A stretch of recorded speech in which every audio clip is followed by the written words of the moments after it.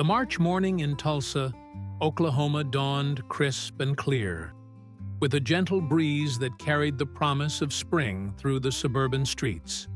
Dorothy Mae Henderson stood at her kitchen window, watching the neighborhood slowly come to life as she sipped her lukewarm coffee from a chipped ceramic mug that had been a wedding gift 47 years ago.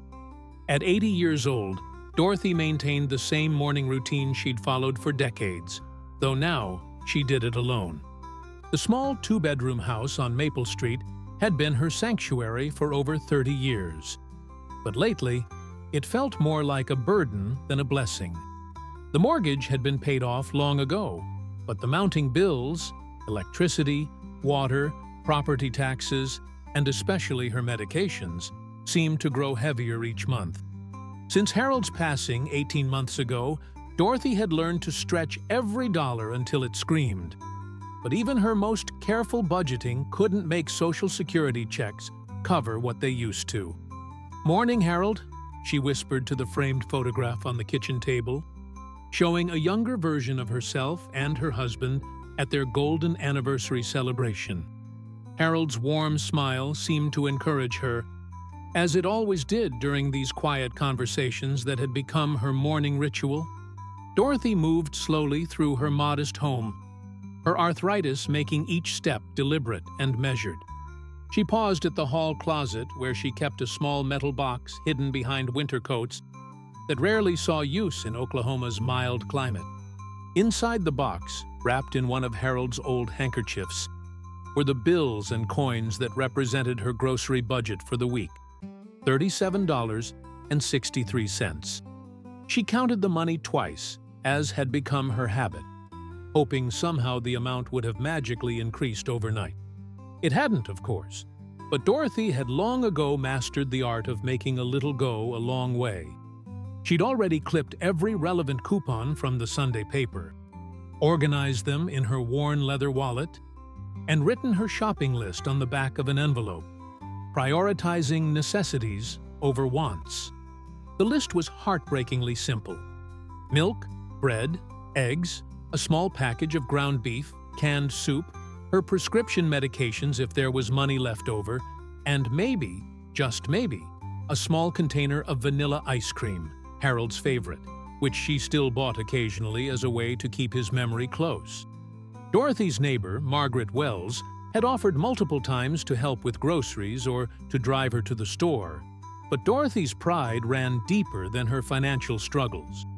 She'd been taking care of herself and others her entire life. First as a young mother raising 3 children while Harold worked double shifts at the oil refinery, then as a caregiver to her own aging parents, and later as Harold's primary support during his long battle with diabetes. "Independence isn't just about money," she told her reflection in the hallway mirror as she adjusted her best coat, a navy blue wool blend that she'd purchased on sale 15 years ago, but still looked presentable. "It's about dignity." The walk to Patterson's Family Market was only 6 blocks, but Dorothy allowed herself extra time, both because her pace wasn't what it used to be and because she genuinely enjoyed observing the changes in her neighborhood. New families had moved into several houses over the past year, bringing with them children whose laughter reminded her of when her own grandchildren used to visit more frequently. Her grandson Michael lived in California now, pursuing what he called opportunities in tech, while her granddaughter Jennifer was busy raising her own family in Texas. They called regularly and sent cards on holidays, but Dorothy understood that adult children had their own lives to live. She'd raised them to be independent, and she was proud that they'd taken that lesson to heart, even when it meant seeing them less often than her heart desired. The automatic doors of Patterson's Family Market whooshed open, releasing a burst of air conditioning that felt refreshing against Dorothy's warm cheeks. The store held countless memories. She'd shopped here for over 20 years, watching the employees grow up, get married, start families of their own. The younger staff members always greeted her politely, but it was the older employees who remembered her from when she used to come in with Harold. their cart filled with items for the large family gatherings they used to host. Sarah Mitchell, a 24-year-old cashier with kind eyes and a genuine smile, was working Register 3. Dorothy had watched Sarah graduate from high school, start college, and eventually take the full-time position at Patterson's to help support her own family. There was something about Sarah's determination that reminded Dorothy of her younger self, that willingness to do whatever it took to take care of the people you loved. Dorothy selected a small cart and began her careful navigation through the store. Every item was considered, every price compared, every decision weighed against her limited budget. She bypassed the fresh flowers she'd always loved, ignored the bakery section where the smell of fresh bread made her mouth water, and focused solely on the essentials that would sustain her through the week. In the pharmacy section, she encountered her first real challenge of the day. Her blood pressure medication, which had increased in price again, would cost $28 even with her Medicare coverage. The medication was essential. Her doctor had been very clear about that, but paying for it would mean eliminating several food items from her list. Dorothy stood in the pharmacy line behind a young mother juggling a crying baby and a toddler who seemed determined to explore every low shelf within reach. The woman looked exhausted, and Dorothy remembered those days when managing children and household needs felt like an impossible juggling act. Without thinking, Dorothy smiled at the toddler and made a silly face that immediately stopped his fussing and earned her a grateful look from his mother. "You're very good with children," the young mother said, shifting the baby to her other hip. "I had plenty of practice," Dorothy replied warmly. "3 of my own. Plus, I helped raise several grandchildren. Children just need to know someone sees them and cares about them." When Dorothy's turn came, pharmacist Robert Chen, who had known her for years, processed her prescription with his usual efficiency, but couldn't hide his concern when she asked if there were any additional discounts available. "Mrs. Henderson, have you looked into the state assistance programs?" he asked quietly, his voice filled with genuine care. "There might be additional help available for your medications." Dorothy appreciated his kindness but shook her head. "I'm managing just fine, Robert. Thank you for asking, though." It wasn't entirely true. She wasn't managing fine, but Dorothy had spent 80 years learning that admitting weakness often led to losing independence. And independence was one of the few things she had left that truly belonged to her. With her medication secured, Dorothy returned to the grocery aisles to adjust her list based on her remaining budget of $9.63. She put back the ground beef, substituting it for a less expensive can of tuna.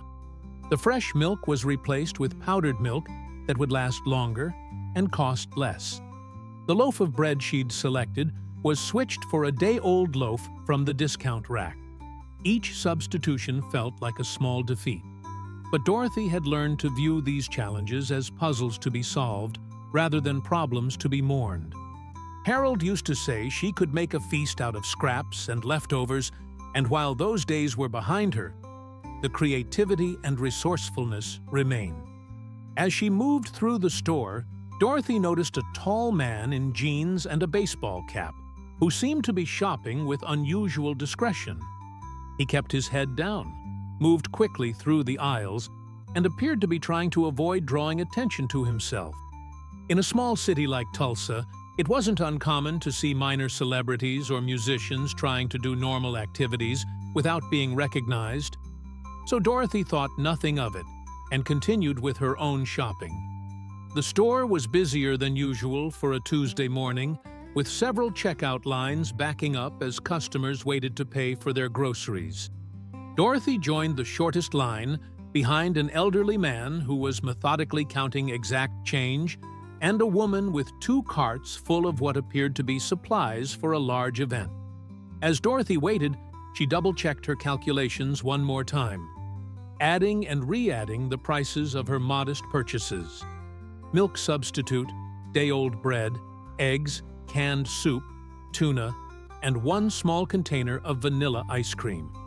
Her one indulgence in memory of Harold. The total should be $9.57, leaving her with 6 cents to spare. The line moved slowly, and Dorothy found herself feeling increasingly anxious about the transaction ahead. In recent months, she'd experienced the embarrassment of having to put items back when her calculations were incorrect, or when prices had increased since her last visit. Each time it happened, she felt a piece of her dignity slip away. But she'd learned to handle these moments with as much grace as she could muster. When it was finally her turn, Sarah Mitchell greeted her with genuine warmth. "Good morning, Mrs. Henderson. How are you doing today?" "I'm doing well, dear. How's your little boy?" Dorothy asked, remembering that Sarah was a single mother working to support her 4-year-old son. "He's great. Thank you for asking. He starts pre-K in the fall, and he's so excited about it," Sarah replied as she began scanning Dorothy's items. "He's been practicing writing his name every day." "That's wonderful. Education is so important," Dorothy said, though her attention was increasingly focused on the digital display showing her growing total. As Sarah scanned each item, Dorothy's heart began to sink. The prices had increased since her last visit, and the total was climbing higher than her careful calculations had predicted. When Sarah scanned the ice cream, the final total appeared on the screen: $11.43. Dorothy stared at the display, her cheeks burning with embarrassment. She was short by $1.80, a small amount that might as well have been $100 given her current financial situation. "I'm sorry, dear," Dorothy said quietly, her voice steady despite her mortification. "I need to put something back. I miscalculated." Sarah's expression immediately softened with understanding and compassion. She'd seen this happen before with other elderly customers, and she knew how difficult these moments were for people who had once been able to buy whatever they needed without counting every penny. "Of course, Mrs. Henderson. What would you like to remove?" Sarah asked gently, her tone free of judgment or impatience. Dorothy looked at her small collection of groceries, trying to decide which essential item she could do without. The bread was necessary, the eggs provided protein she needed, the soup would give her several meals. The milk substitute was required for her coffee and cereal. Her eyes settled on the ice cream, Harold's favorite, the one item that brought her comfort rather than nutrition. "The ice cream," she said softly, her voice barely audible. "I don't really need it." But it wasn't true. She did need it, not for her body, but for her soul. For those quiet evenings when missing, Harold felt overwhelming, and a small bowl of vanilla ice cream could transport her back to happier times when they'd shared dessert while watching the evening news together. As Sarah reached for the ice cream to remove it from the order, a gentle voice spoke from behind Dorothy. "Excuse me, ma'am, but I'd be honored to take care of that for you." Dorothy turned around slowly, her arthritis making quick movements impossible, to see the man in the baseball cap she'd noticed earlier in the store. Up close, and despite the cap pulled low over his eyes, there was something familiar about his face, though she couldn't quite place where she might have seen him before. The man had kind eyes, the sort of gentle expression that immediately put people at ease. And when he smiled at Dorothy, his whole face transformed into something warm and approachable. He was probably in his early 60s, with graying hair visible beneath his cap and the confident bearing of someone accustomed to being in the public eye, though he was clearly trying to maintain a low profile. "Oh, that's very kind of you, but I couldn't possibly accept," Dorothy replied, her cheeks still flushed from the embarrassment of not having enough money. Pride was a powerful force in Dorothy's life, and accepting charity from a stranger felt like crossing a line she'd worked hard to avoid. "Ma'am, with all due respect, it would mean a lot to me if you'd let me help," the man said, his voice carrying a slight southern accent that seemed genuine and unforced. "I've been blessed in my life, and I believe those blessings are meant to be shared. Sarah Mitchell watched the interaction with growing recognition. She'd always been good with faces, and despite the baseball cap and casual clothes, she was beginning to realize who was standing in her checkout line. Her eyes widened slightly, but she maintained her professional composure, not wanting to create a scene or make the situation more complicated for Dorothy. Dorothy studied the man's face, noting the sincerity in his expression and the respectful way he spoke to her. In her 80 years, she'd developed a keen ability to judge character, and everything about this stranger suggested genuine kindness rather than condescending pity. "I appreciate the offer. I truly do," Dorothy said. "But I've managed on my own for a long time now. I'll be fine without the ice cream." The man nodded understandingly, but didn't step back. Instead, he moved closer to the counter and addressed Sarah directly. "Miss, I'd like to pay for this lady's entire order, and I'd also like to add a few things, if that's possible." Before Dorothy could protest, he began placing additional items on the counter: a small bouquet of fresh flowers, a package of the ground beef Dorothy had reluctantly put back, a gallon of fresh milk to replace the powdered substitute, and a selection of fresh fruits, including apples and bananas. "Sir, this is too much," Dorothy said, her voice shaking slightly with emotion. "I can't accept all this." The man turned to face her fully, and when he removed his baseball cap, Dorothy gasped softly in recognition. Even though she wasn't particularly interested in country music, it was impossible to live in Oklahoma and not recognize Garth Brooks, one of the state's most famous sons and certainly one of its most beloved celebrities. "Mr. Brooks," Dorothy whispered, her hand moving instinctively to her chest in surprise. "Just Garth, ma'am," he said with the easy charm that had made him famous, but also with the genuine humility that had kept him grounded despite his enormous success. "And you are?" "Dorothy Henderson," she replied automatically, still processing the surreal nature of the situation. "Mrs. Henderson, it's a pleasure to meet you," Garth said, extending his hand, which Dorothy shook with surprised delight. "I hope you'll forgive me for being presumptuous, but I couldn't help overhearing your conversation, and I'd be honored if you'd let me help out a fellow Oklahoman." Sarah Mitchell, meanwhile, was fighting the urge to grab her phone and document what was happening. She'd grown up listening to Garth Brooks's music, and seeing him interact with Dorothy with such genuine kindness was almost overwhelming. But her professionalism won out, and she focused on her job while keeping the interaction as normal as possible. "I've never met anyone famous before," Dorothy admitted, a small smile beginning to replace her earlier embarrassment. "My Harold always liked your music, especially the dance. He said it reminded him of our wedding song." Garth's expression softened even further at the mention of Dorothy's late husband. "Harold sounds like a man with good taste in music and an even better taste in women," he said gently. "How long were you married?" 47 years, Dorothy replied, her eyes taking on the distant look that appeared whenever she spoke about Harold. "He passed away last year. Diabetes complications." "I'm so sorry for your loss," Garth said, and Dorothy could tell he meant it. 47 years is a beautiful testament to love and commitment. Harold was a lucky man.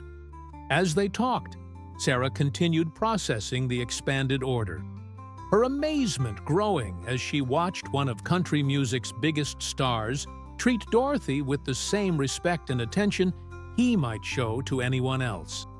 There was no condescension in his manner, no sense that he was performing a good deed for public recognition.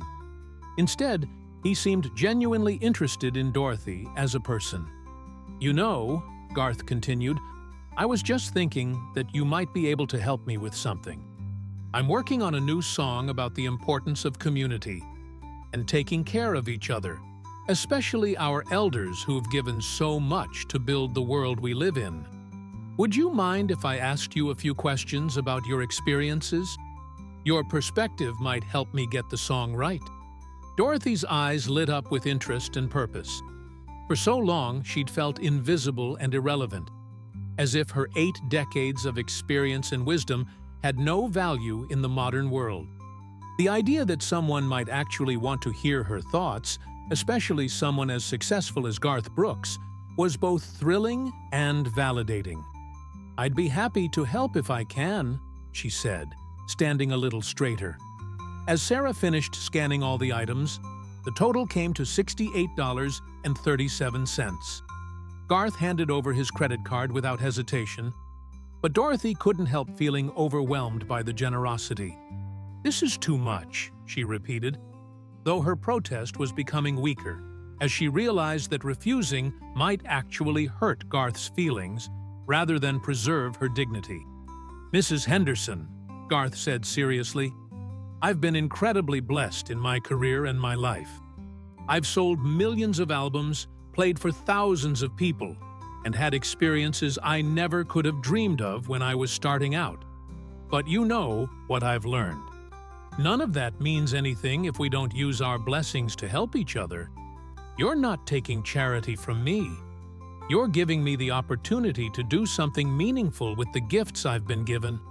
Sarah processed the payment and began bagging the groceries, using extra care to ensure the eggs were well protected and the fresh items were properly secured. As she worked, she found herself deeply moved by the interaction she was witnessing. In her job, she saw people at their most vulnerable moments, when money was tight, when families were struggling, when pride battled with necessity. But she'd never seen anyone handle such a moment with the grace that both Dorothy and Garth were displaying. "There's something else," Garth said as Sarah finished bagging the groceries. "Mrs. Henderson, would you be willing to join me for coffee sometime this week?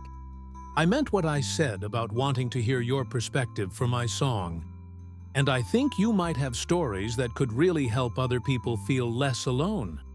Dorothy was quiet for a moment, considering the offer. Part of her worried that accepting would be presumptuous, but a larger part recognized that Garth was offering her something she'd been missing since Harold's death: the sense that her life and experiences had value to someone else. "I think Harold would have liked that," she said finally. "He always said I was a better storyteller than I gave myself credit for." "Harold was right," Garth said with a smile. "How about Thursday afternoon? There's a quiet little cafe on Cherry Street, Brookside Coffee, that serves excellent pie. My treat, of course." "I'd like that very much," Dorothy replied, feeling more energized and hopeful than she had in months. As they exchanged contact information, with Sarah helping Dorothy save Garth's number in her old flip phone, neither of them noticed that Sarah had discreetly positioned her own phone to capture a brief video of their interaction. She wasn't trying to be invasive or exploitative, but something about the genuine kindness she was witnessing felt important to preserve. The video she captured was brief, just 30 seconds of Garth helping Dorothy with her groceries, and the two of them laughing together as they talked about Harold's favorite songs. Sarah's intention wasn't to post it immediately or to use it for personal gain. Instead, she felt compelled to document a moment of pure human connection that seemed increasingly rare in their divided world. "Let me help you to your car," Garth offered as they prepared to leave the checkout area. "Oh, I walked here," Dorothy replied. "I live just a few blocks away." "Well then, let me give you a ride home. It's the least I can do, and those grocery bags look heavy." Dorothy hesitated for a moment, her lifelong caution about accepting help from strangers warring with her recognition that Garth Brooks was hardly a dangerous person. More importantly, she found herself genuinely enjoying his company and looking forward to continuing their conversation. "That would be very kind," she said finally. As they walked toward the store's exit, other shoppers began to take notice of Garth, though he handled the attention with practiced ease. A few people asked for quick photos, which he granted graciously while ensuring that Dorothy didn't feel ignored or forgotten in the process. "This must happen to you everywhere you go," Dorothy observed as they reached his truck. A modest pickup that was clean but not ostentatious. "Sometimes," Garth admitted, "but I've never minded it. The fans are the reason I get to do what I love. And if someone wants a picture or an autograph, it seems like a small thing to make their day a little brighter." He helped Dorothy into the passenger seat and loaded her groceries into the truck bed, taking extra care with the fragile items. As they drove the short distance to Dorothy's house, she found herself marveling at how normal and down-to-earth he was, despite his enormous fame and success. "You know," she said as they pulled into her driveway, "Harold always said that you could tell a lot about a person by how they treated people who couldn't do anything for them in return. He would have liked you very much." Garth helped carry Dorothy's groceries to her front door, declining her invitation to come in for coffee, but accepting her promise to see him on Thursday afternoon. "Mrs. Henderson," he said as he prepared to leave, "thank you for letting me help today. It meant more to me than you know." "Thank you for seeing me," Dorothy replied, and both of them understood that she meant more than just noticing her in the checkout line. As Garth drove away, Dorothy stood in her doorway, holding the beautiful bouquet of fresh flowers, feeling something she hadn't experienced in months: the warm glow of human connection and the anticipation of a new friendship. She didn't know that at that very moment, Sarah Mitchell was uploading a 30-second video that would change both of their lives in ways neither could imagine. Sarah Mitchell finished her shift at Patterson's Family Market at 3 p.m., her mind still replaying the remarkable interaction she'd witnessed between Garth Brooks and Dorothy Henderson. As she drove to pick up her 4-year-old son Tyler from daycare, she couldn't shake the feeling that she'd been present for something special, a moment of genuine human kindness that seemed increasingly rare in their polarized world. The video she'd discreetly captured was still on her phone, and as she sat in the daycare parking lot waiting for Tyler, she watched it again. The 30-second clip showed Garth Brooks, clearly recognizable despite his baseball cap, helping Dorothy with her groceries while they shared a laugh about something. The audio was clear enough to hear him saying, "Harold was a lucky man," and Dorothy's response about her late husband loving the dance. Sarah had grown up in the social media age and understood the power of viral content, but she also understood the responsibility that came with sharing someone else's private moment. She'd seen too many instances where people's kindness was exploited for clicks and views, turning genuine gestures into performative content. But there was something different about what she'd witnessed. In an era where celebrity encounters were often staged or manufactured for publicity, the interaction between Garth and Dorothy had been completely authentic. There were no cameras present except for her phone, no publicists or handlers managing the situation, no sense that Garth was performing for an audience. It was simply one human being helping another, and Sarah felt that the world needed to see more examples of such genuine compassion. Still, she hesitated. Dorothy was a private person who had been embarrassed about her financial situation, and Sarah didn't want to violate her dignity by broadcasting that vulnerability to the world. The last thing she wanted was for Dorothy to become the subject of pity or unwanted attention. Tyler came running out of daycare with his typical 4-year-old energy, immediately launching into an animated story about his day while Sarah strapped him into his car seat.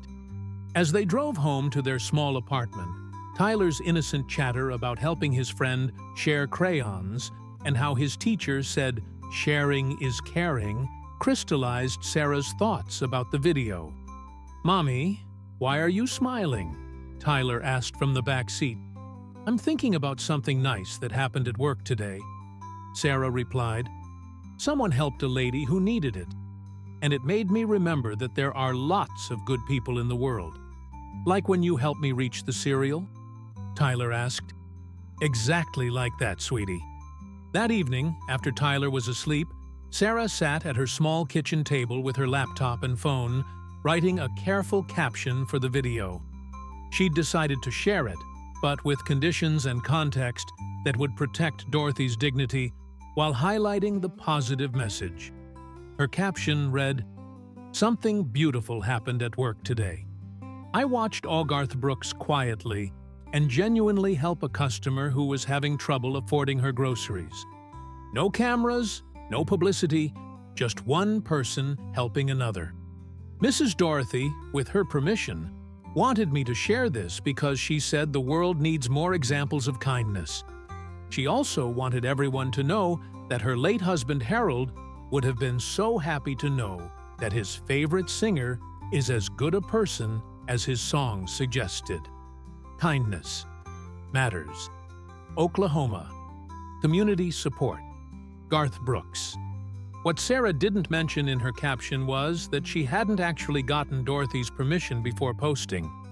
She'd tried calling the number Dorothy had given Garth, but there was no answer. And Sarah's shift schedule made it difficult to visit Dorothy's house. She'd made a judgment call, hoping that Dorothy would understand her intentions were good, and that the focus would remain on the positive message rather than on Dorothy's personal circumstances. Sarah posted the video to her personal Facebook page, her Instagram account, and her TikTok, where she had modest followings built mostly from friends, family, and co-workers. She expected maybe a few dozen likes and comments from people she knew, similar to other posts she'd shared about work or Tyler. She was not prepared for what happened next. Within 2 hours, the video had been shared 50 times. By the next morning, it had been shared over 500 times and had caught the attention of several regional news outlets. By noon on Wednesday, less than 24 hours after Sarah had posted it, the video had been viewed over 100,000 times and had been picked up by national media outlets including CNN, Fox News, and Good Morning America. Sarah first realized something unusual was happening when she woke up to find her phone buzzing continuously with notifications. Her TikTok followers had jumped from 300 to over 15,000 overnight. Her Instagram was flooded with comments and direct messages, and her Facebook post had been shared over 2,000 times. The comments were overwhelmingly positive. People shared their own stories of kindness, expressed their love for Garth Brooks, and praised Dorothy for her dignity in a difficult situation. Many comments focused on the need for more positive news stories and the importance of taking care of elderly community members. But as the day progressed and the video continued to spread, Sarah began to worry about the unintended consequences of her decision to share it. News outlets were trying to contact her for interviews. Some were attempting to locate Dorothy for follow-up stories, and the video was being reposted and reshared far beyond her ability to control the narrative or context. At Patterson's Family Market, manager Robert Coleman was fielding calls from reporters and dealing with an unusual number of customers hoping to catch a glimpse of where the now famous interaction had taken place. Corporate headquarters wanted a detailed report on the incident, and Robert was trying to balance protecting his employees' privacy with managing the sudden media attention. "Sarah, we need to talk," Robert said when she arrived for her Wednesday afternoon shift. "This video of yours has created quite a situation." Sarah's heart sank, fearing she was about to lose her job. "Mr. Coleman, I didn't mean for it to get this big. I just thought it was a nice story that people should see." "I understand your intentions were good," Robert replied. "But we've got reporters calling, customers asking questions, and corporate wants to know how we're going to handle this. Did you get permission from the customer, Dorothy, before posting this video?" Citrians. Sarah's face reddened with embarrassment and guilt. "I tried to call her, but she didn't answer. I thought she'd be okay with it, because it showed something positive." "Sarah, you can't just post videos of customers without their consent, regardless of how positive the message is. This could create serious privacy and legal issues for both you and the store. Before Sarah could respond, Robert's office phone rang. After a brief conversation, he hung up with a troubled expression. "That was Dorothy Henderson," he said. "She'd like to speak with you." Meanwhile, Dorothy was experiencing her own whirlwind of confusion and anxiety.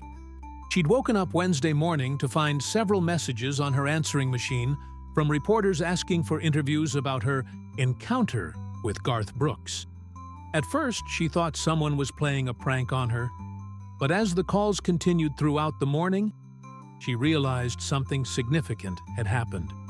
Her neighbor, Margaret Wells, had knocked on her door around 10 a.m. with her tablet in hand, explaining that Dorothy was all over the internet and showing her Sarah's video. Dorothy watched herself on the small screen, seeing the interaction from an outside perspective for the first time, and was surprised by how natural and warm the moment looked. "Dorothy, this is wonderful!" Margaret exclaimed. "Everyone is talking about how gracious and dignified you were, and how kind Garth Brooks is. You're famous." But Dorothy didn't want to be famous. She wanted to be left alone to process her new friendship with Garth and to maintain the privacy she'd carefully guarded for 8 decades. The idea that strangers across the country were watching her most vulnerable moment, when she couldn't afford her groceries, made her feel exposed and violated. The phone continued to ring throughout the day. Reporters from local television stations, newspaper journalists, and even someone claiming to be from a national morning show all wanted to interview her about her heartwarming encounter with Garth Brooks. Dorothy didn't answer any of the calls, but the persistent ringing made her feel under siege in her own home. By early afternoon, a news van had parked across the street from her house, and Dorothy watched from behind her curtains as a reporter practiced stand-up segments on her sidewalk. The intrusion felt overwhelming and frightening, turning what had been a beautiful moment of human connection into a public spectacle. That's when Dorothy decided to call Patterson's Family Market and asked to speak with Sarah Mitchell. "Mrs. Henderson?" Sarah said nervously when Robert handed her the phone. "I'm so sorry about everything that's happened. I never meant for it to get this big." Dorothy's voice was calm but firm. "Sarah, dear, I need you to understand something. What happened yesterday between Mr. Brooks and me was a private moment of kindness between two people. I didn't give you permission to share that with the world." "I know, and I'm truly sorry," Sarah replied, tears starting to form in her eyes. "I tried to call you, but you didn't answer, and I thought it was such a beautiful example of kindness that people needed to see it." "I understand your intentions were good," Dorothy said, "but now I have reporters camping outside my house and strangers calling me at all hours wanting to talk about the most embarrassing moment of my life. Do you understand how that makes me feel?" Sarah was crying now, both from guilt over her poor judgment and from fear about the consequences for her job. "Mrs. Henderson, I'm so sorry. I never wanted to hurt you or invade your privacy. Is there anything I can do to fix this?" Dorothy was quiet for a long moment, considering the situation. She was angry about the invasion of her privacy, but she also recognized that Sarah was a young single mother trying to do her best in difficult circumstances.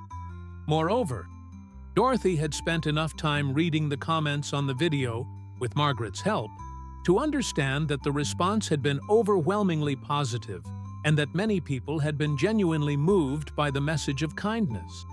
"Sarah," Dorothy said finally, "I want you to know that I forgive you. I can see that your heart was in the right place, even if your judgment wasn't perfect. But this situation has gotten out of control, and we need to find a way to manage it properly." "What do you mean?" Sarah asked. "I mean that since this story is already out there, we might as well make sure it's told correctly, and that it continues to focus on the right message. I've been thinking about what Harold would have wanted, and I believe he would have said, that if people are going to pay attention to this story, we should use that attention to encourage more kindness and community support. Sarah felt a flood of relief mixed with admiration for Dorothy's wisdom and grace. What can I do to help? First, you're going to help me figure out how to use this computer contraption that Margaret brought over, so I can see what people are saying about this video of yours. Then, we're going to work together to make sure that any interviews or media attention focus on the right message. That communities need to take care of each other, especially our elderly neighbors who might be struggling. Mrs. Henderson, you're being much kinder to me than I deserve. Nonsense, Dorothy replied. We all make mistakes, especially when we're trying to do good. The important thing is how we handle the situation once we realize our mistake. Besides, I have a feeling that Mr. Brooks might have some thoughts about how to manage this attention properly. As if summoned by the mention of his name, Dorothy's phone rang again. This time, instead of another reporter, the caller ID showed the number Garth Brooks had given her the day before. Mrs. Henderson? Garth's familiar voice came through the phone. I hope I'm not calling at a bad time, but I've been hearing about some media attention regarding our meeting yesterday. Are you doing okay? Dorothy felt a wave of relief at hearing his voice. Oh, Garth, I'm so glad you called. I'm managing, but I have to admit, this is all very overwhelming. I've never had reporters wanting to talk to me before. I can imagine, Garth said with genuine concern. I've been dealing with media attention for most of my career, and it can be intense even when you're used to it. I want you to know that I had no idea anyone was recording our interaction. And I'm sorry if this has caused you any distress. It's not your fault, Dorothy assured him. The young lady at the store meant well, but she didn't ask permission before sharing the video. Now I have news vans parked outside my house, and I don't know how to handle all this attention.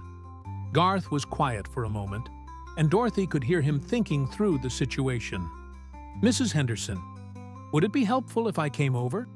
I have some experience managing media situations, and maybe we can figure out the best way to handle this together.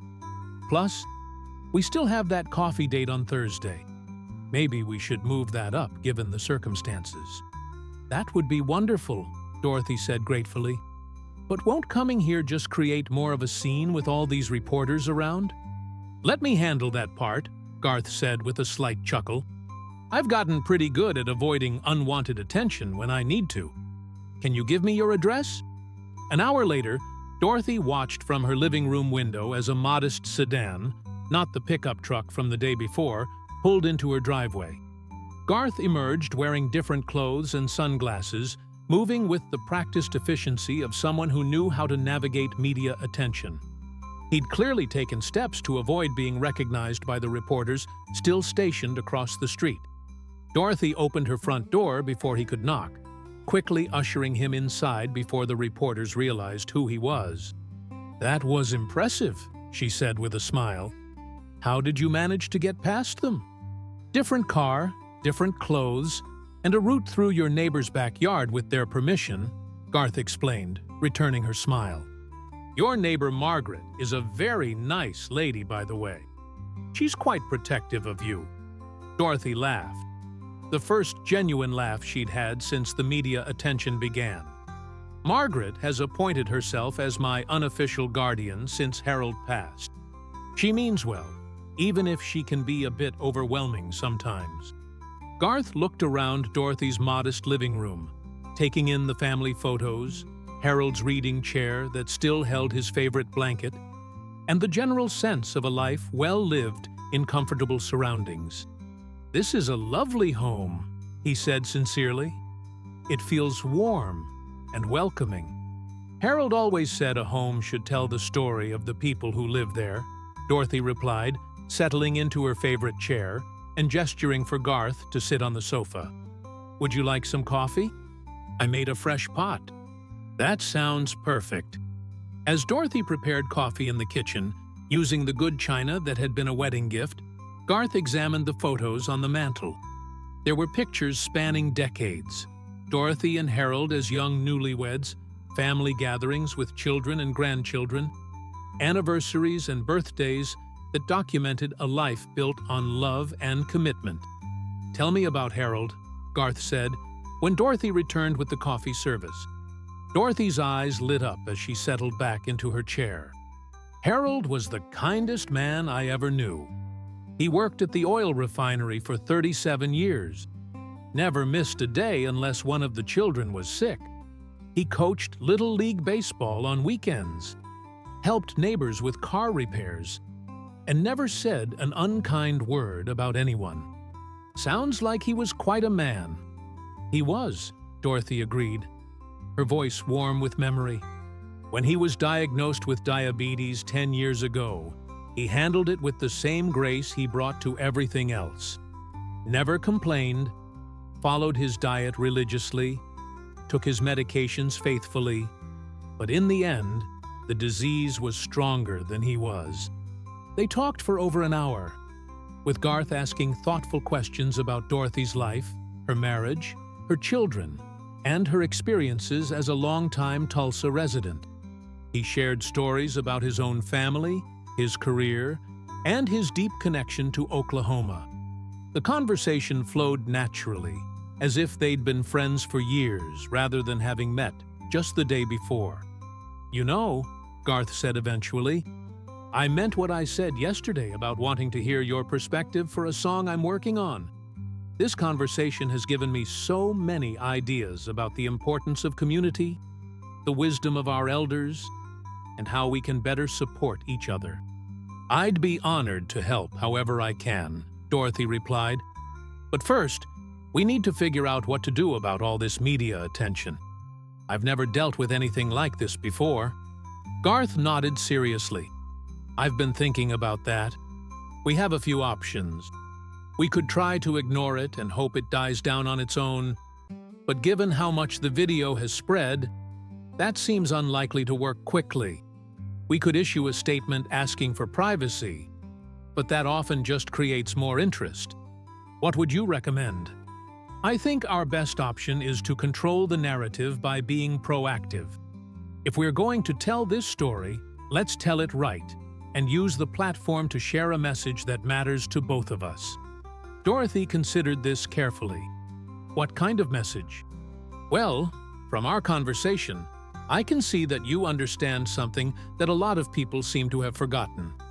That communities are built on people taking care of each other, especially those who might be struggling. The video has already sparked conversations about kindness and community support. Maybe we can use that momentum to encourage more people to look out for their neighbors." "I like that idea," Dorothy said slowly. "Harold always believed that we're all connected, that we have a responsibility to help each other when we can. If sharing our story might encourage others to be more kind and generous, then maybe this media attention could serve a good purpose." "Exactly," Garth agreed. "And I think the key is to control how the story is told. Instead of letting reporters guess at what happened or why it mattered, we tell them ourselves, focusing on the message we want people to hear." They spent the next hour developing a strategy. They would grant one joint interview to a reputable local news outlet, focusing on the importance of community support and looking out for elderly neighbors. Dorothy would emphasize that while she was grateful for Garth's kindness, the real message was that everyone could find ways to help others in their daily lives. "There's something else we should discuss," Garth said as they finished planning their media strategy. "This attention is likely to bring you some opportunities, maybe speaking engagements, interview requests, possibly even financial offers. I want to make sure you have someone looking out for your interests." Dorothy looked puzzled. "What kind of opportunities?" "Well, your story has clearly resonated with people. There might be book publishers interested in your life story, organizations that would like you to speak about community values, television producers who want to feature you in human interest segments. Some of these could be legitimate opportunities that align with your values, but others might try to exploit your story for their own benefit." "Oh my," Dorothy said, feeling overwhelmed again. "I never considered that this might lead to anything like that. It may not, Garth assured her. But I'd feel better if you had someone experienced helping you navigate any opportunities that arise. I'd be happy to have my management team provide some guidance, if you're comfortable with that. Dorothy was touched by his continued concern for her well-being. That's very generous of you, but I don't want to be a burden. Mrs. Henderson, Garth said seriously, meeting you yesterday and getting to know you today has been one of the highlights of my year. You remind me of why I got into music in the first place, to connect with people and hopefully make their lives a little better. Helping you navigate this situation isn't a burden. It's a privilege. As evening approached and the reporters outside began to pack up their equipment, Garth prepared to leave. They had scheduled their joint interview for Friday afternoon with Channel 8 News, whose longtime anchor, Patricia Williams, had a reputation for thoughtful, respectful journalism. One more thing, Garth said, as he prepared to slip out through Margaret's backyard again. I'd still like to have that coffee with you on Thursday, if you're up for it. Maybe somewhere a bit more private than Brookside Coffee, given the circumstances. I'd like that very much, Dorothy replied. Perhaps we could meet here again? I make a pretty good apple pie, and I have a feeling we have many more stories to share. That sounds perfect. And Mrs. Henderson, I want you to know that Harold would be very proud of how you're handling all this. You're showing the same grace and dignity that I imagine you've shown throughout your life. After Garth left, Dorothy sat in her quiet living room, processing the extraordinary turn her life had taken in just 48 hours. 2 days ago, she'd been an anonymous elderly woman struggling to afford groceries. Now she was at the center of a viral story about kindness, preparing for television interviews, and developing a genuine friendship with one of country music's biggest stars. But more than the fame or attention, what struck Dorothy most deeply was the sense of purpose that was beginning to emerge from the chaos. For months since Harold's death, she'd felt increasingly invisible and irrelevant, as if her 8 decades of experience and wisdom had no value in the modern world. Now, suddenly, people were interested in what she had to say.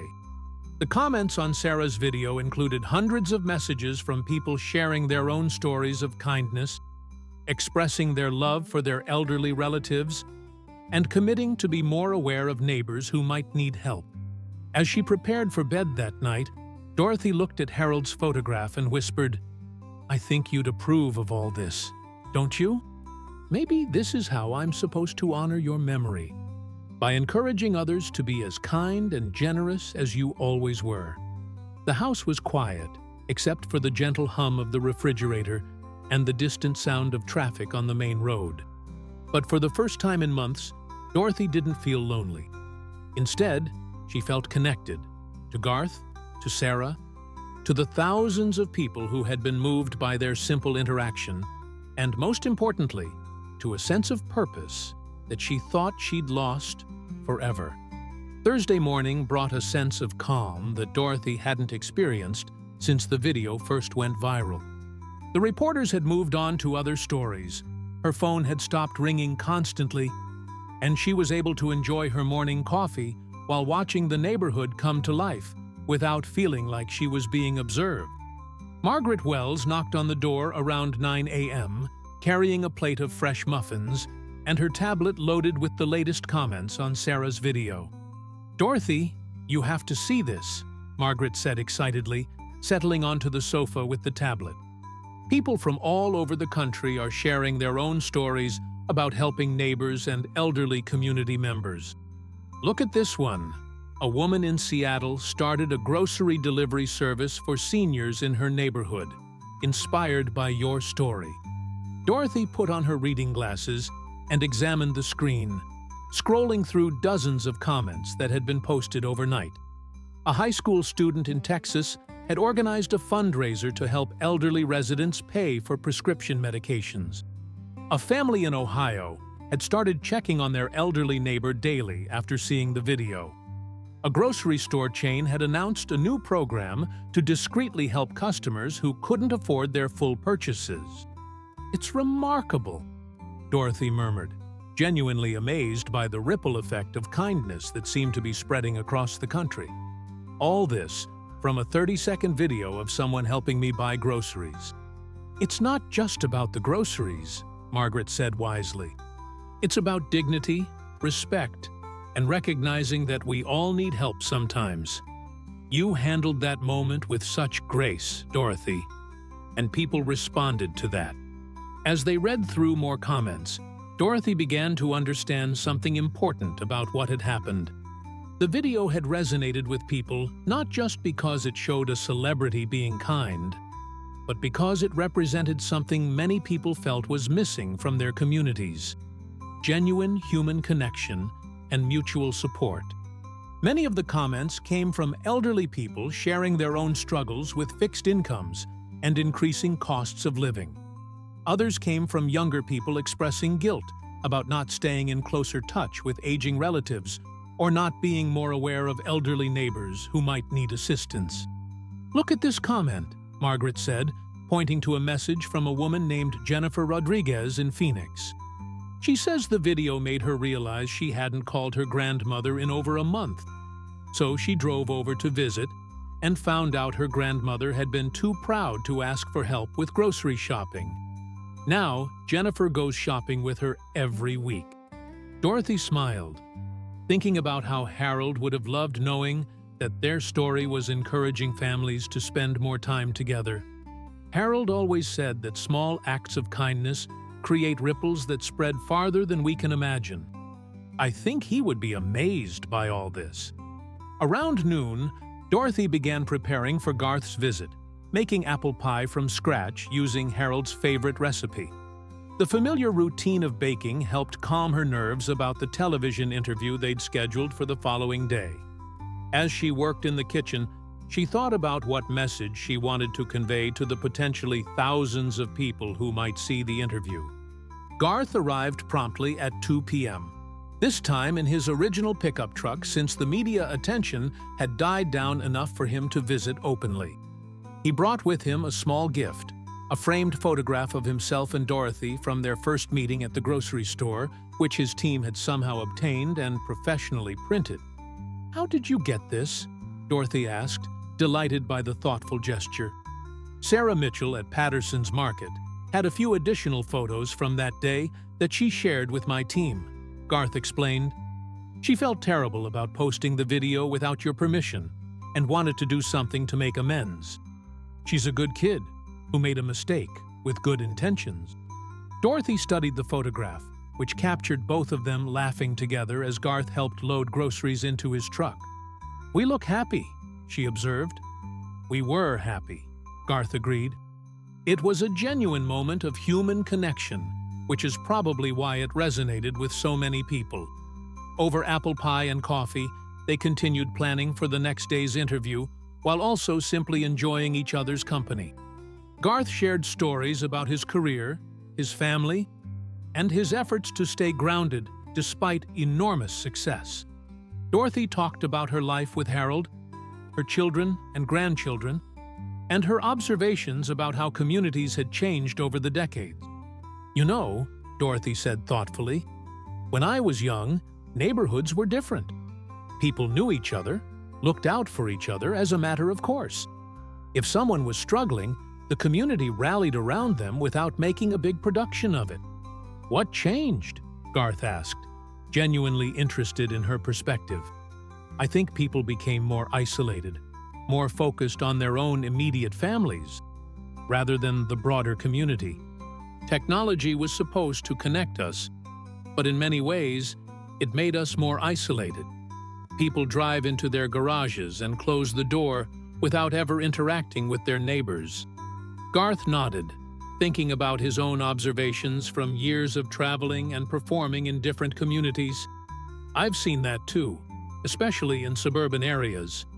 People live side by side for years without really knowing each other. The ironic thing," Dorothy continued, "is that technology is what allowed your kindness to reach so many people and inspire them to be more connected with their own communities. Maybe that's the lesson here, that we can use these tools to bring people together rather than drive them apart. As afternoon turned to evening, their conversation shifted to the practical aspects of the interview and the broader message they wanted to convey. "I've been thinking about what I want people to understand," Dorothy said. "First, that needing help doesn't mean you've failed or that you should be ashamed. Life can be difficult for anyone at any time, and there's no shame in struggling." "That's important," Garth agreed. "I think a lot of people avoid helping others because they're afraid of offending their pride. But they also avoid asking for help when they need it for the same reason." "Exactly. And second, I want people to understand that helping doesn't always mean giving money. Sometimes it's just paying attention, seeing people who might be overlooked, treating everyone with dignity and respect, regardless of their circumstances." "What else?" Dorothy was quiet for a moment, gathering her thoughts. "I want people to know that elderly members of the community have value beyond just being taken care of. We have experience, wisdom, stories, and perspectives that can enrich everyone's lives if people just take the time to listen." Garth smiled warmly. "You've certainly enriched my life over the past few days. This conversation we're having right now is giving me ideas for songs. But more than that, it's reminding me of values that are easy to lose sight of in the entertainment business." "I'm glad," Dorothy said. "Harold always said that every person we meet has something to teach us if we're open to learning." As they finalized their talking points for the interview, Garth's phone buzzed with a text message. He glanced at it and smiled. "That's my manager," he said. "Apparently, several major network morning shows want to interview us, and there's been interest from a few book publishers about your life story." Dorothy looked overwhelmed. "Book publishers? Who would want to read about my life?" "Dorothy, you've lived through 8 decades of American history, raised a family, maintained a marriage for nearly 50 years, and handled loss and hardship with remarkable grace and dignity. That's a story worth telling, especially in today's world where people are hungry for examples of resilience and authentic living." "I don't know," Dorothy said uncertainly. "I've never thought of my life as particularly interesting or inspiring." "That's exactly what makes it interesting and inspiring," Garth replied gently. "You represent something that a lot of people admire but feel like they've lost touch with: authenticity, community values, the ability to find joy and meaning in simple things." They spent another hour discussing the various opportunities that might arise from the media attention, with Garth emphasizing that Dorothy should only pursue options that felt right to her and aligned with her values. "I don't want this to become about celebrity or fame," Dorothy said firmly. "If I'm going to share my story or speak publicly, it needs to be about encouraging people to be kinder to each other and to value the elderly members of their communities." "I think that's exactly the right approach," Garth agreed. "And I want you to know that whatever you decide, you'll have my support. If you want to pursue speaking engagements or writing opportunities, my team can help you navigate those waters properly. If you decide you want to return to your private life after this dies down, we'll support that too." As Garth prepared to leave, he paused at the front door. "Dorothy, I hope you realize what a gift you've given me through this friendship. I came to Tulsa this week for some quiet time to work on new music, and instead, I met someone who reminded me of why music matters. Because it's about connecting with people and sharing the experiences that make us human. The gift has been mutual," Dorothy replied warmly. "You showed me kindness when I needed it most. But more than that, you've helped me feel relevant and valued again. I haven't felt this energized and purposeful in months." After Garth left, Dorothy called her granddaughter Jennifer in Texas, something she realized she hadn't done in several weeks. "Grandma!" Jennifer's voice was filled with delight and surprise. I was just thinking about calling you. I saw the video online. You're famous." "I'm afraid I am, dear," Dorothy said with a laugh. "It's been quite an adventure." "Grandma, I have to tell you, watching that video made me realize how long it's been since I really talked to you.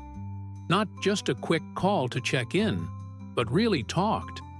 I'm embarrassed about that." "Don't be embarrassed, sweetheart. You have a busy life with your own family to take care of." "That's no excuse," Jennifer said firmly. "You and Grandpa always made time for family, no matter how busy you were. I want to do better. In fact, I was thinking about bringing the kids to visit next month, if that would work for you." Dorothy felt tears of joy welling up in her eyes. "I would love that, more than anything. And Grandma, I'm proud of how you handled everything. You showed such dignity and grace, and you used the attention to encourage people to be better to each other. That's exactly what Grandpa would have done." After the call with Jennifer, Dorothy made similar calls to her grandson Michael in California and her son Robert in Oklahoma City. Each conversation reinforced the same theme. The video had reminded her family members about the importance of staying connected and had inspired them to be more intentional about maintaining relationships. As she prepared for bed Thursday night, Dorothy reflected on how dramatically her life had changed in just a few days. The loneliness and sense of invisibility that had plagued her since Harold's death were being replaced by a renewed sense of purpose and connection. Tomorrow's television interview would be her opportunity to share Harold's values with a broader audience, to encourage people to be kinder to each other, and to remind communities that their elderly members had wisdom and experiences worth preserving and honoring. But even more important than the public message was the private transformation she was experiencing. Through Garth's friendship, Sarah's misguided but well-intentioned actions, and the overwhelming response from strangers who had been moved by their story, Dorothy was rediscovering her own worth and relevance. "Harold," she whispered to his photograph before turning off the bedside lamp, "I think this is how we're supposed to honor the life we built together, by encouraging others to love and support each other the way we did. I think you'd be proud of how this story is unfolding." Friday afternoon arrived with the crisp clarity of early spring in Oklahoma. Dorothy had chosen her best dress, a navy blue one with small white flowers that Harold had always complimented, and spent extra time with her appearance, not out of vanity, but out of respect for the opportunity she'd been given to share an important message. The Channel 8 news crew arrived at Dorothy's house an hour before the scheduled interview to set up lighting and camera equipment. Anchor Patricia Williams, a respected journalist in her 50s, with warm brown eyes and a reputation for thoughtful interviews, spent time chatting with Dorothy beforehand to help her feel comfortable. "Mrs. Henderson, I want you to know that we're not going to ask any questions designed to embarrass you or sensationalize your situation," Patricia assured her as they sat in Dorothy's living room while the crew made final preparations. "Our focus is on the positive message of community support and kindness that your story represents." "I appreciate that," Dorothy replied. "I want people to understand that this isn't really about me, or even about Mr. Brooks. It's about how we can all do better at taking care of each other." Garth arrived 30 minutes before the interview, wearing a simple button-down shirt and jeans that struck the right balance between respectful and approachable. He greeted the news crew professionally but warmly, then sat with Dorothy to review their key talking points one final time. "Remember," he said gently, "this is your story to tell. I'm just here to support you and add my perspective where it's helpful." When the cameras began rolling, Patricia Williams opened with a brief introduction, explaining how the viral video had captured national attention and sparked conversations about community support and kindness toward elderly Americans. "Mrs. Henderson," Patricia began, "when you went to Patterson's Family Market on Tuesday morning, Did you have any idea that your interaction with Garth Brooks would be seen by millions of people and inspire such a powerful response? Dorothy smiled with genuine warmth. Goodness, no. I was just trying to buy my weekly groceries and having some difficulty making ends meet, which has become more common since my husband Harold passed away last year. When this kind gentleman offered to help, I was embarrassed at first, but also touched by his generosity. What was going through your mind when you realized you didn't have enough money for your groceries? I felt ashamed, I suppose, Dorothy answered honestly. I've always prided myself on being independent and self-sufficient. Harold and I worked hard our entire lives, raised 3 children, and never expected to need help from strangers. But the reality is that living on a fixed income while costs keep rising can be challenging. And sometimes you have to swallow your pride and accept kindness when it's offered. Patricia turned to Garth. What prompted you to step in and help Mrs. Henderson? I was raised to believe that we're all part of a community, and communities take care of their members, Garth replied thoughtfully. When I saw Mrs. Henderson having to make difficult choices about basic necessities, it wasn't even a decision to help. It was just the natural thing to do. I've been blessed in my life and career, and I believe those blessings are meant to be shared. Mrs. Henderson, the video shows you both laughing and talking together. It seems like this became more than just a financial transaction. Dorothy's eyes lit up. Oh yes, it was wonderful to discover what a genuinely kind and down-to-earth person Mr. Brooks is.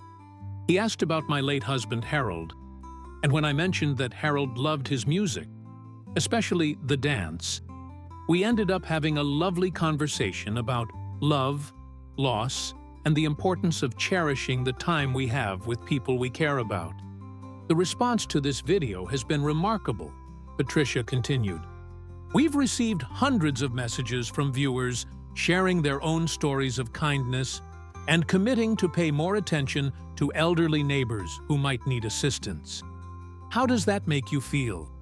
It makes me think of something Harold always said, that kindness creates ripples that spread farther than we can see, Dorothy replied, her voice growing stronger with conviction.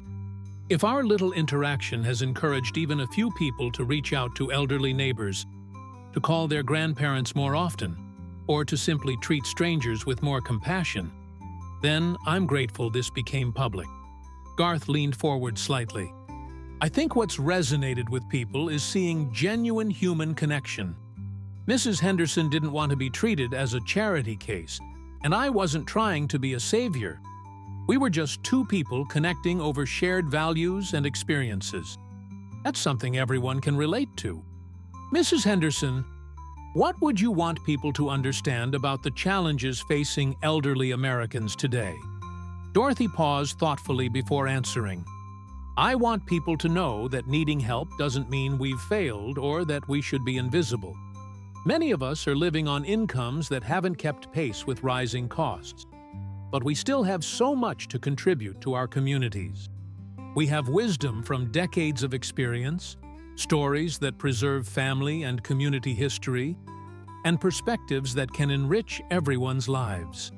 What specific ways can communities better support their elderly members? It doesn't have to be grand gestures, Dorothy said earnestly.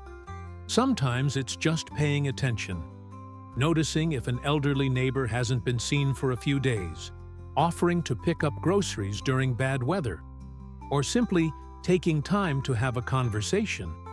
Many of us are lonelier than we let on, especially those who have lost spouses after decades of marriage.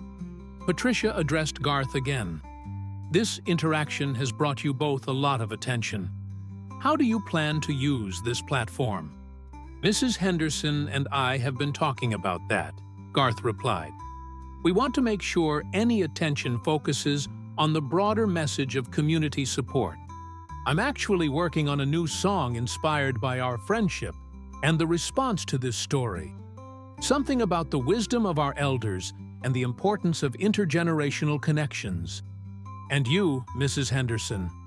I've been amazed by the response from people across the country, Dorothy said. If sharing my story can encourage more kindness and community connection, then I'm willing to do that. I've received several opportunities to speak at community events, and I'm considering writing about my experiences to help other elderly people know they're not alone in their struggles. As the interview continued, Dorothy found herself becoming more comfortable and confident.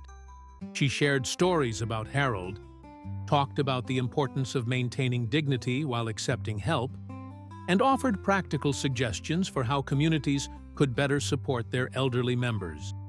The interview concluded with Patricia asking both Dorothy and Garth what they hoped people would remember most from their story. "I hope people remember that kindness doesn't require wealth or fame," Dorothy said. "Anyone can offer a smile, a helping hand, or simply treat others with dignity and respect. And I hope they remember that elderly people in their communities have value beyond just being taken care of. We have stories, wisdom, and love to share if people take the time to listen." Garth nodded in agreement. "I hope people are inspired to pay more attention to the people around them, especially those who might be struggling quietly. This whole experience has reminded me that the most important things in life aren't fame or success, but the connections we make with each other and the kindness we show along the way." After the cameras stopped rolling, Patricia Williams thanked both Dorothy and Garth for their thoughtfulness and authenticity. "This is exactly the kind of story people need to hear more often," she said. "Genuine human kindness and connection, without any agenda or manufactured drama. Thank you both for handling this with such grace." The interview aired that evening during the 6 p.m. news broadcast and was simultaneously posted online. Within hours, it had been viewed thousands of times and shared across social media platforms. The response was overwhelmingly positive, with viewers praising both Dorothy's dignity and wisdom and Garth's humility and genuine kindness.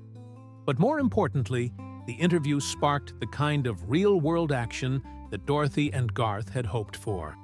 Community organizations across the country reported increased interest in programs supporting elderly residents. Grocery stores began implementing policies to discreetly help customers who couldn't afford their full purchases. Families shared stories of reaching out to elderly relatives they hadn't contacted in months. Over the following weeks, Dorothy received hundreds of letters from people sharing their own stories and thanking her for her message of hope and community connection. She answered as many as she could, often writing by hand because she felt it was more personal than typed responses. Sarah Mitchell, the young cashier who had originally posted the video, visited Dorothy to apologize again and to share how the experience had changed her own perspective on community responsibility.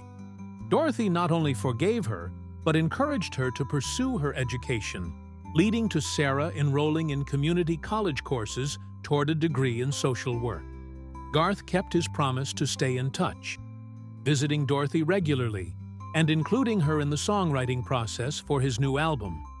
The song inspired by their friendship, titled "The Ripple," became one of his most popular releases and donated all proceeds to organizations supporting elderly Americans. 3 months after their first meeting, Dorothy stood before an audience of 200 people at a community center in Tulsa, delivering her first public speaking engagement. She talked about Harold, about the importance of community support, and about how everyone, regardless of age, has something valuable to contribute. In the audience sat her granddaughter Jennifer with her children, who had driven from Texas to hear their great-grandmother speak. Also present were Sarah Mitchell and her son Tyler, Margaret Wells with several other neighbors, and, in the back row, Garth Brooks, wearing his trademark baseball cap and smiling with pride. Harold used to say that we're all connected by invisible threads of kindness and compassion. Dorothy concluded her speech. When we tug on one thread by helping someone else, we strengthen the entire fabric of our community.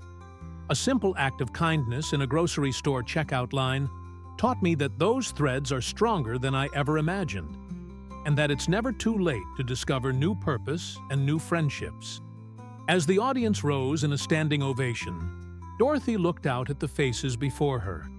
Young and old, diverse backgrounds united by shared values of kindness and community support.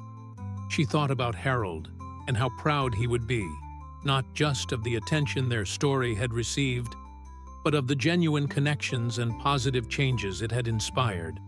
The video that had started it all continued to circulate online, but now it was accompanied by hundreds of follow-up stories of kindness, community support, and intergenerational friendships that had been inspired by Dorothy and Garth's example. In the end, what began as a moment of embarrassment and vulnerability for an elderly woman trying to buy groceries had become something much larger. A reminder that kindness is contagious, that everyone has value regardless of their circumstances, and that the simple act of seeing and caring for each other can create ripples of positive change that extend far beyond what we can imagine. Dorothy Mae Henderson returned home that evening to her small house on Maple Street. No longer the invisible elderly woman she had felt like just a few months before, but a respected community elder whose wisdom and dignity had touched millions of lives. And in her kitchen, next to Harold's photograph, sat a small stack of letters from people whose lives had been changed by witnessing the power of genuine human kindness. The story of a country music superstar paying for an elderly woman's groceries had become something much more profound, a testament to the enduring power of community, compassion, and the connections that bind us all together in the great human family.